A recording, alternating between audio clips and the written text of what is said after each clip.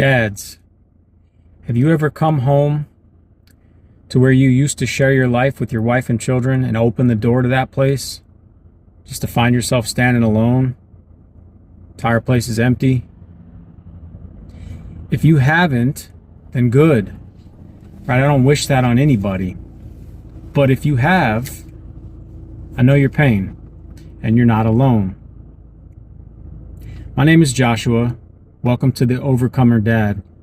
This is a channel that's meant to share stories. This is a channel that's being built to forge a community of dads who are helping each other through the struggle, to bear each other's burdens. I have 20 years in the fatherhood game. I've navigated marriage, separation, divorce, father's rights, child custody, parenting plans, co-parenting, child support, the teenage years, driver's license, dating, from diaper age to the graduation stage. I've been in the game for all of that, okay? This is for dads who maybe feel overwhelmed or anxious, or they're going through these seasons in their life. I want to share what I've learned, mistakes that I've made, wisdom that I've gained, right? That's what this is about. So I became a single dad at 22 years old. And the shock of it is what I remember. I remember coming home one day, and the apartment that I lived in with my 6-month-old daughter and my wife at the time was empty. I came home from work. There was a love seat in the living room. I had a mattress on the floor in the bedroom. No dressers, no bedstand, no furniture. Now, granted, everything was hers, so when she left, she took what was hers. But that's what I came home to. And the shock of that, I remember sitting in that love seat, looking around, and just wondering, how did I get to this place, right? How did I end up in this spot? But it was also a strange mix of relief and being heartbroken at the same time. The relief came from no longer enduring living in the same home where the relationship is toxic, right? It's not good for you. It's not good for your mental health. It's not good for your physical health. It's definitely not good for your children to see or be around. It's just bad, right? It's not working and it's not good.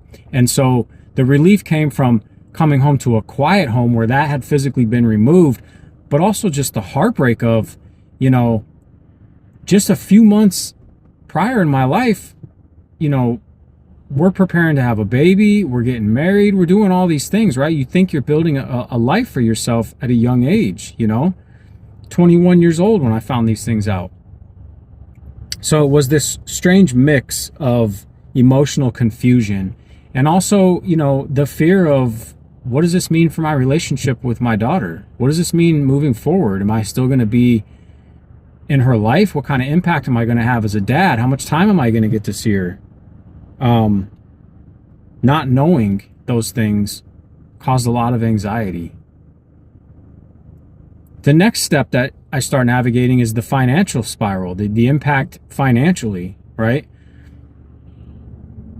One weekend, before we had filed any kind of paperwork or anything, we were basically going week to week. We both worked in the service industry, bars and restaurants, so our schedules were never set. So we were basically going week to week. Hey, here's my days off. This is when you can have your daughter. Here's the days I'm off. Here's when I can have her. So we were going like 3-4 days stretches at a time where she would bounce back and forth. And this time period came where my ex was going through the emotional struggle as well, and I understand that. And she was talking about moving to a different state where she had family and taking our daughter with her. And I just thought, nah, you can't take her away. I grew up in a divorced home, right? My dad and my mom, we lived in 5 different states before I was 5 years old. I mean, you're talking about like fleeing from each other and following each other to multiple states by the time I started kindergarten.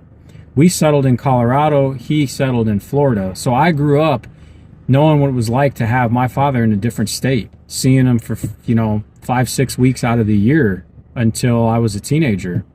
And I was like, nope, I'm not repeating that same pattern, right? That's always been a theme for me, is breaking chains. That's overcoming, right? That's a theme of this channel. But my daughter came over on a weekend and we had no documents in place for parenting or legal stuff. And I remember calling the sheriff. I didn't know who to call. So I called the sheriff department and I asked them, my daughter's mom is thinking of taking her out of state to move to be near family. Is she allowed to do that? And what am I allowed to do?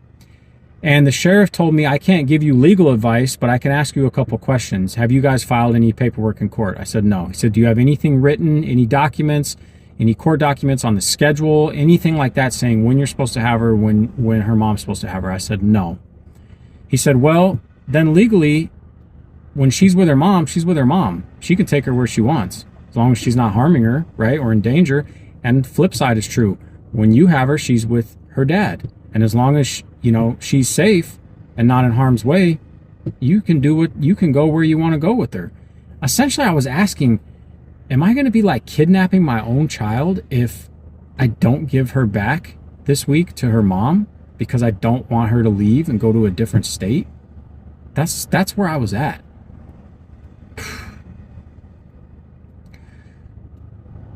So I Google father's rights attorneys.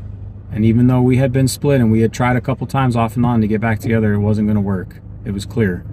So I Googled father's rights attorneys, and the first one that popped up, I called them. They said, come in for a free consultation. I came in, told them what was going on. They said, you need to get paperwork served. That's the only thing that's going to legally keep your daughter in the state, because then if they leave, it'll be contempt, right? And you'll have legal recourse to bring her back. But if nothing's filed, she can go where she wants. That week that I called the attorneys, and I didn't know God at the time. My eyes weren't open to that. But that week I called the attorneys was in March or April, and I had just got a tax return. It was like $5,000 on the nose, right? And when I went in for my consultation, they told me the retainer was $5,000. We can get the paperwork served. We can get the whole process going. We need $5,000. And I'm 22 years old, okay? I get that tax return check and my hands are open like this because it slides right through and it goes right to the attorneys. And that's okay, right? They serve the papers. As soon as the papers were served, I was over the first hurdle of fear of my daughter leaving. But now comes, okay, now we're going to court. I have no money again, right? I'm asking these lawyers, can you please keep this to $5,000 as best we can? The divorce, all things considered, was pretty amicable. 50-50 custody we agreed on. We didn't have assets to split, all that kind of thing. So it was, I'm thankful that it was relatively amicable. The divorce still cost me over $6,000, right? And I couldn't even get a hold of these attorneys sometimes. You're at the mercy of when they decide to call you back or when they want to communicate. But every time it's communication time, the clock is ticking. The dollars are going up, right? It's just super stressful and fearful place to be. And sometimes when you add in the financial part, it feels hopeless. The turning point for me came in two ways, and we'll talk about these things as we grow. Number one, I was bartending at the time. I met a young woman who moved here from out of state. We became really close friends, and I mean that, like really close friends. She became a confidant. She knew off the jump that I was over love, marriage, relationship. I was focused on raising my daughter and doing me, right? But I'm always open to friends, right? Especially someone that's going to be in your corner. So we cultivated this friendship. She saw a lot of what I endured. She saw a lot of the sacrifices that I was making to be in my daughter's life. And she had my back. She was always in my corner. Well, funny how things work out. 16 years later, this is my wife. And she's been the love of a good woman. Really, it makes all the difference. Now, I know that's not just like hey, go do this to solve your problems. I didn't see that coming. We'll talk more about the love of a good woman. But that was one thing that turned for me.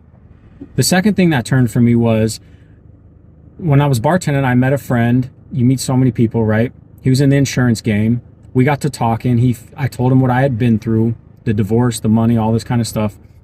He introduced me to a legal service plan. This legal service plan, I looked at the details of it, and had I had this in place, what I just went through, it realistically would have saved me at least $5,000. And I was just like, what? I didn't even know these things existed, right? He was offering them as an employee benefit. A lot of companies do that, but there's ways you can get it as an individual.